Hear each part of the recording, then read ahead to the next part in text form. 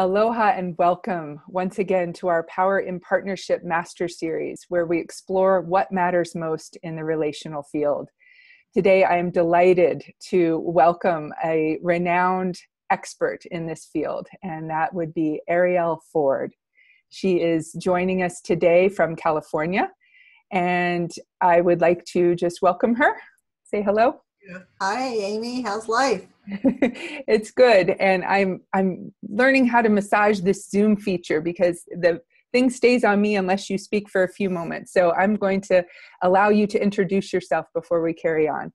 Oh, okay. Well, it's a short introduction. I inadvertently became a student of love after I got married 20 years ago because I discovered I had zero partnership skills. I really excelled at being the boss, but was clueless on how to be a good partner. And that has developed into an entirely new career where I'm teaching people how to find love and how to keep love. And I'm the author of 11 books. 11 books. Wow. Prolific writer. So, yes, thank you for bringing your expertise. I am slightly distracted with our Zoom. It's appearing to allow both of us to still be on the screen, which we can go with, or we can... Oh, let's be on together. All right. Sounds good. We're on here together and we can make it work, sharing the screen. So as I love to start our time together is just by allowing us as the presenters and the people here on this recording and all of those who are tuning in right now in our audience to just take a moment to pause, to really allow yourself to settle in. We'll do 3 deep conscious breaths together. And as I often say, if you're driving, please don't close your eyes if you're listening, but go ahead and invite yourself to reflect on all that has already transpired today, inhaling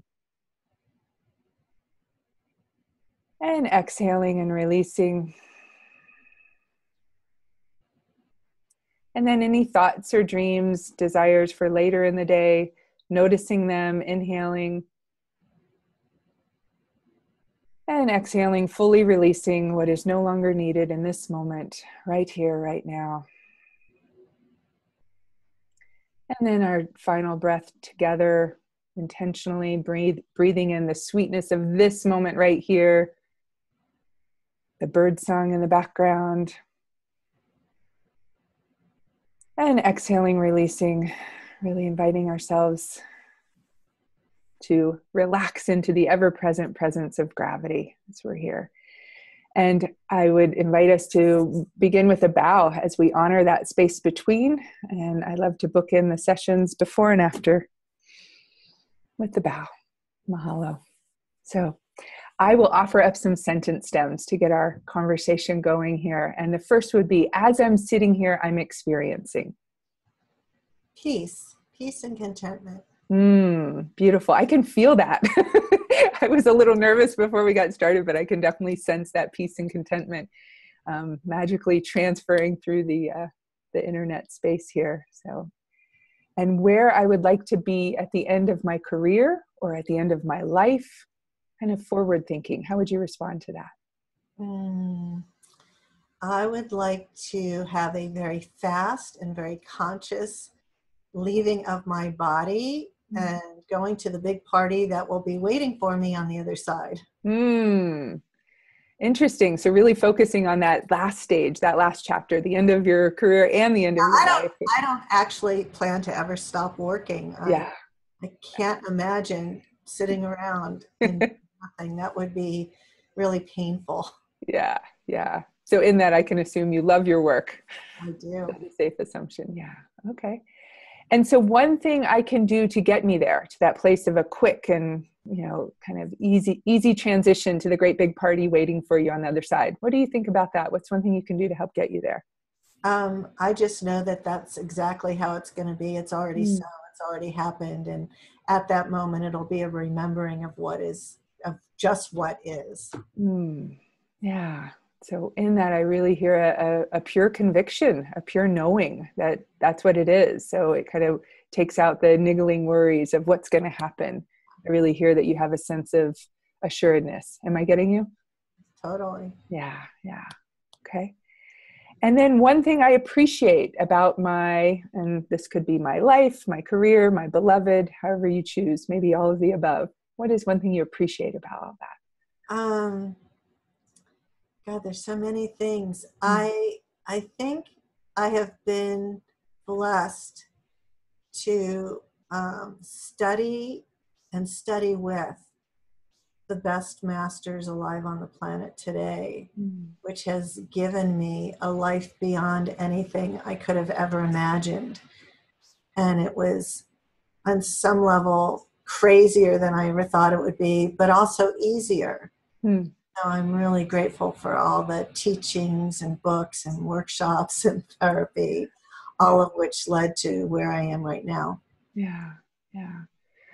I hear that deep and profound gratitude and appreciation for what you've received through these teachings. And I heard you say it was somewhat challenging and somewhat easy, or that's how I heard it. Could you say a little more about that, please? Well, I have definitely had periods in my life where everything went wrong, verge of bankruptcy, challenging illnesses, being dumped by a lover, all within a 7-day period, not knowing what was going to happen next, not knowing what my purpose was, not knowing if I would survive or how I would survive. And out of those moments, which happened more than once, came things that I could have never imagined. Gifts and lessons that were really profound that could not have occurred had I not suffered. Yeah. So I would say to anybody who's, at a low point right now, it's about time to do a happy dance, because out of big breakdowns come big breakthroughs. And I've lived long enough now to know that it's absolutely true. Yeah. Yeah. What you're saying makes a lot of sense, that it comes together with the challenges comes the opportunity for growth and that opening. And nobody escapes it. Yeah. I mean, that's just the nature of life, expansion and contraction, one step forward, 2 steps back, and there are people out there that constantly live in something's really wrong, because at the moment it looks like something's really wrong. The truth is, it's just part of what you signed up for, and nobody escapes, disease, stress, worry, breakdowns, heartbreak, loss, grief. I mean, but on the other side of it is always, magnificent, unimaginable joy. As you're saying that, I just feel this breath of fresh air come over me. Just that sense of, yes.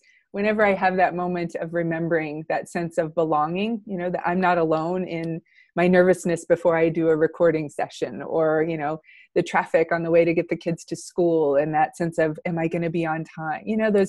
Those aspects, those conditions of being human, and to have that breath of fresh air reminder that nobody escapes it. I think it helps for me personally cut through that illusion that one day I will arrive, I will graduate, I will be in this peaceful, graceful state at all times. And I was reminded yesterday that all those moments of grace actually are weaving together to help me deal with this moment right now, if it is indeed challenging. So yeah, that's what I really hear from you. It's just that deep gratitude of trusting that perhaps this too shall pass, and this is happening for a reason. And that is a good lesson for all of us to be reminded of. And the thing that's really great to know is that the suffering part's optional.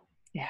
You can be in a terrible mess, and then you get to choose, am I going to have a gigantic pity party, or am I just going to use my tools?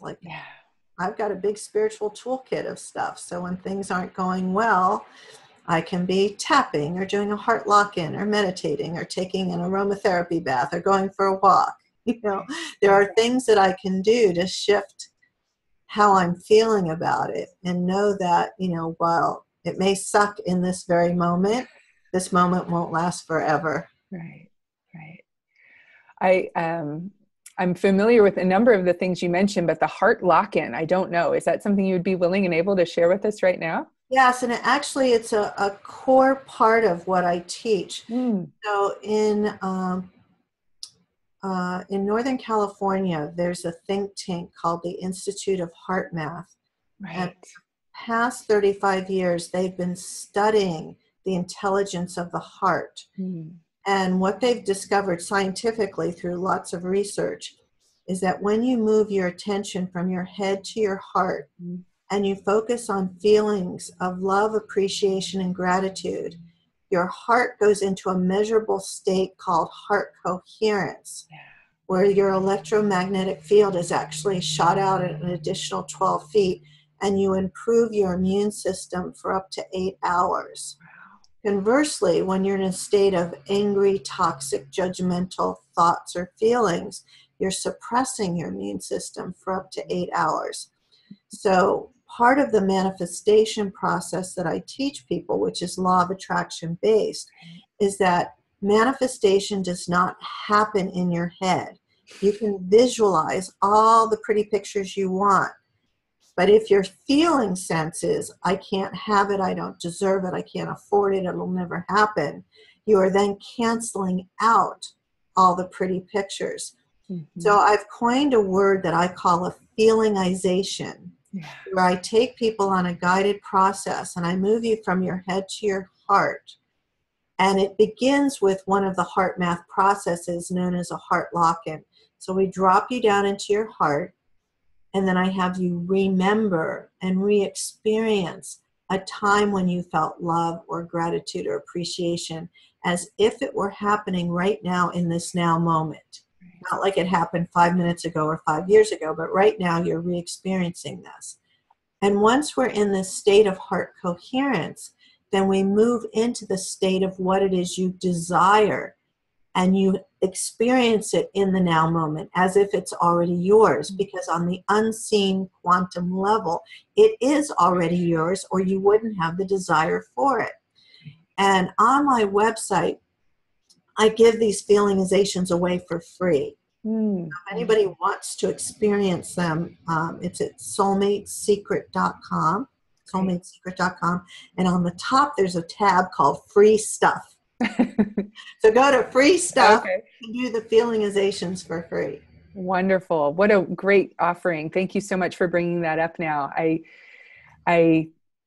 The importance of the heart and what you're saying is absolutely valuable, and it's what needs to be said in this series. So thank you for bringing that up. I'm reminded of the heart math. I had a couple of those M-Wave devices, the first round when they came out, and I'd click it to couples' ears, the two partners, and have them track their heart coherence in the work. Do you have one? Yeah. Oh yeah, I've had them since the very first one that ever came out, because I've got a video one that has like video games on it, and you can only move forward in the game when you're in heart coherence. Wow. So lots of meditators think that they're such advanced meditators they can play the game, but they can't, because it's not meditation. Right. It's in their head. Right. You have to actually be in heart coherence to make the hot air balloon rise, or make the deer kiss the bunny, or whatever the animation is on the screen. That's awesome. I'm gonna take that and get my boys to sign up for it. It can be there. Well, the thing about heart math is they love to teach children, and rather than give a child a time out, they teach a child to take a time in. Yeah. Oh, wonderful tools. Yes. So the next part of the sentence stem goes along with what you're saying, which is one way I can tend to the space between. Like, how do you tend to the relational space? And I hear a lot about dropping from the head to the heart, which, is kind of our longest journey in life. I'm not really sure what you're talking about. So, okay. So tending to the space between, say you're having a conversation with your beloved, what's one way you fertilize that space? What's one way you tend to it in a positive way? I'm guessing most of the things you do fit that description, but if you could just language it very differently. Yeah. One of the world's leading marriage researchers is a man named Dr. John Gottman at the University of Washington. He's been studying couples in his marriage lab for over 50 years. And one of the things that he became adept at doing is he can observe any couple for 15 minutes and tell you within 97% accuracy whether or not they'll stay married. And he does this by the way they tend to each other. So he calls it bidding. Right. So if we were a couple and you wanted my attention and I was not looking at you and I had my phone in my hand and I was texting or doing whatever, that is not bidding. Right. If I put down my devices, turned my body physically towards you, looked into your eyes, and listened intently, then I am doing bidding. And when a couple can bid each other, whether they want to or not, because often I don't want to, but I know it's essential to the health of my relationship, you know, that's the connection. So the thing that most people don't understand about relationships, I mean, they've heard it, that relationships take work, but they're not willing to do the work. Yeah. And they lie all the time. You'd say to them, oh, Amy, what's the most important thing in your life? And you would say, of course, my beloved, my relationship. And then if I followed you around for 24 hours, I would see that you gave exactly 4.5 minutes to talking to your spouse. And the rest of the time you were driving the kids or thinking about what yoga class you're going to or making a green drink and doing all this other stuff, which is not nourishing you or your relationship really. Right. So it takes a lot of work. I always tell people finding your soulmate is super easy. Learning to live with your soulmate, now that takes work. Right. That takes energy and effort and talent. But there's lots of ways to do it. It's actually not that difficult if you're willing to commit to it. One of the things Gottman recommends is that you give your spouse 5 appreciations every day. And it's not the same 5 things. Oh, I think you're tall and handsome and sexy. Okay, that might work once. But it might be more like, wow, I watched you help little Johnny with his homework last night, and I fell even more in love with you. You're such a great dad. I'm so proud to be your wife. Now that's an acknowledgement. Yeah. You actually observe them and then acknowledge them for something they've contributed to your life, the kid's life, the world in general. Right. Every day, 5 of those every day. Right.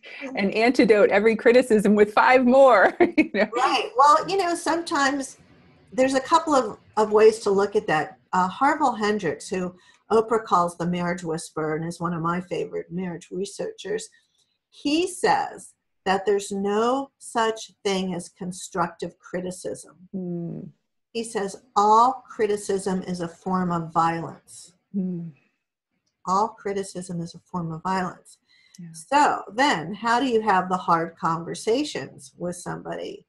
Because you may think, oh, I'm giving you this feedback for your own good, when in fact, it's not going to land that way. But let's say, I'll just give you an example. Let's say that my husband and I, Brian, we went to a party last night and we were hanging out with Mary and Joe. And in the middle of the conversation, he said something that just pissed me off. It was embarrassing. It was humiliating. It was just awful. Now, I could just rip him a new one right there. Right. Now, I could get really angry, but I don't. I could wait till we get in the car at midnight to drive home and really confront him. But it's late, and it's going to go badly, so I don't. I actually believe that sometimes you need to go to bed angry.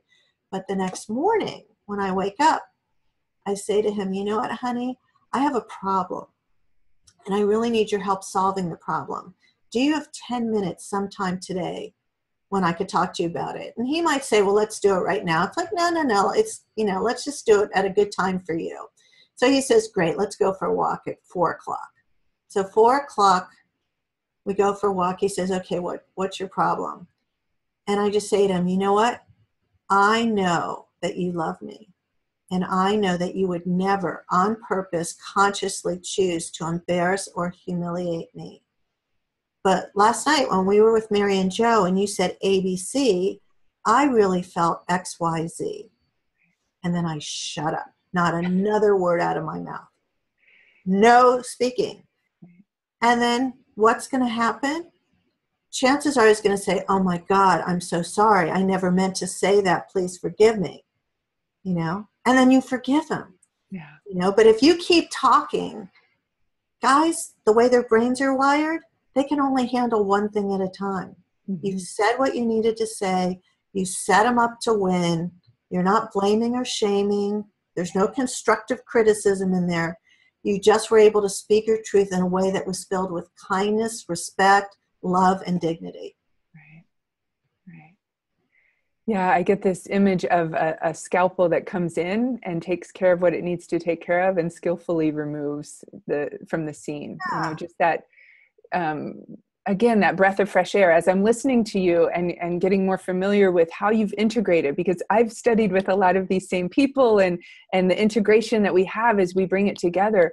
You really I get this sense that you embody that in a way where you know what you're doing may not get you where you want to go if you want to vaporize your husband. Listen, I'm a Capricorn. I'm very practical. I like to do what works. Yeah. I'm not very sentimental. You know, I don't want to have a long conversation, which is kind of a problem because my husband likes to go long and deep and then revisit and revisit. And I'm kind of like, you know what? Let's get it clear. Let's never talk about it. Yeah. You know? Yeah. Practice bidding. Okay. Yeah. Okay. I thought we were done with that. You want to bring that up again? Okay. We'll talk about it again. Right. But, you know, really, you want to look for what works. And what works is understanding that we all want the same thing. We all want to be loved and respected for who we are. Right. And we have to understand that we're all different. Yeah. And we can't keep making each other wrong for our differences. I'll give you some examples. Another one of Gottman's brilliant pieces is that through his research, he's discovered that every couple, not just some, but every couple has a minimum of 9 irreconcilable differences. 9. Okay. Minimum of 9, often more. So these are things on which you're never, ever going to agree. So I'll give you some of the most common ones. You're a spender, I'm a saver. Mm-hmm. You like the room hot, I like it cold. Mm-hmm. You're always on time, I'm always late. Mm-hmm. You're a neat-knit perfectionist, I'm the messy one. You want sex every 2 hours, I want it once a month. And this is normal, but we live like the other person's wrong, like we need to fix something. And the truth is, we can come up with creative solutions, which can be done if you're willing to get creative and spend some time thinking about it. Or you can spend your entire life with them, angry, disappointed, and frustrated because you can't get them to change. Right. And you keep thinking they need to change, but they don't. Like, if you understand why I'm so frugal, you may have some compassion for me. And if I understand that you're comfortable spending lots of money because you grew up with money and you've always made money and money's not your issue, then we can come to some agreements on how to best deal with the money so that we're both happy and comfortable. That's possible. That happens all the time. You know, if you're always late and I'm always on time, but I explain to you what happens internally with me when you're late and I don't hear from you and I go into fear that something's happened, then at least you might remember to text me and tell me, oh, I'm stuck at the corner of, 8th and Vine. The traffic's horrible. I'm going to be 12 minutes late. I love you. I'm going to be okay then. Right. So it's all about communication. And the thing that we don't get taught, we get taught fantasies. Oh, yes, your knight in shining armor is coming on a white horse. But what they don't tell you is that in order to have the relationship work, you need communication and connection and compatibility and a shared vision for the future, and a little bit of chemistry helps too. So when you're going out picking a life partner, just don't go, oh my God, I've known you in many lifetimes, you're my soulmate. Well, maybe that's true, but are they going to be a good life partner? Mm-hmm. Let's see, they're a smoking, drinking, addicted, lying, cheating, crazy person. But you have all these feelings for him, Don't do it. Right. Yeah. That reminder that choosing to see our partner as an enemy is indeed a choice, and to really take responsibility of that. And then to recognize that, if we're falling in love with the idea of who we think that person should be, we're setting ourselves up for a lot of disappointment. And that idea that just coming back and, cleaning up our side of the street with that clear communication and just that image of keeping it simple and straightforward and being real. Here's the other thing nobody ever taught you. If you ask people, what's love? Yeah. They think it's a feeling. Yeah. Oh, Amy, I know I love you because I feel it. But what about the day I wake up and I don't feel it? Does that mean I don't love you anymore? Does that mean it's time to get a divorce? So love, there is a feeling to love. The being in love phase is not the feeling you want to use as that feeling, because that's just a chemical high. That's dopamine and adrenaline and oxytocin, and it lasts a whole 6 months to 3 years and then it's gone. Okay, so that's not what love is. Love is a behavior. Yeah. Action. It's a choice. Mm-hmm. It's a decision. Mm-hmm. It's a practice. And there's some feelings involved. But just because you're not feeling it doesn't mean you don't love them. Right. So that's what real adult mature love is. You know, it's a behavior. Because I promise you, even if you find the most perfect soulmate in the world, there are going to be days when you just totally hate them. And that's normal. Right. Right. Yes. So you're helping address what we're talking about in this series in terms of growing conscious partnership, that higher level of interaction and partnership with each other, and that rekindling that connection in a way that can spark a deeper felt sense of love as a result of the continued actions that you're taking towards that. And if you just do the 5 practices a day of an acknowledgement, that will grow your love. Yeah. Yeah. So as we wrap up our time together today, what would you say matters most in terms of partnership? What matters most? You know, I think it's different for different people, you know, and it also would probably relate to what your love language is. Yeah. And if anybody listening has not read The 5 Love Languages by Dr. Gary Chapman, then you need to buy that book instantly, or at least Google it and take the quiz online.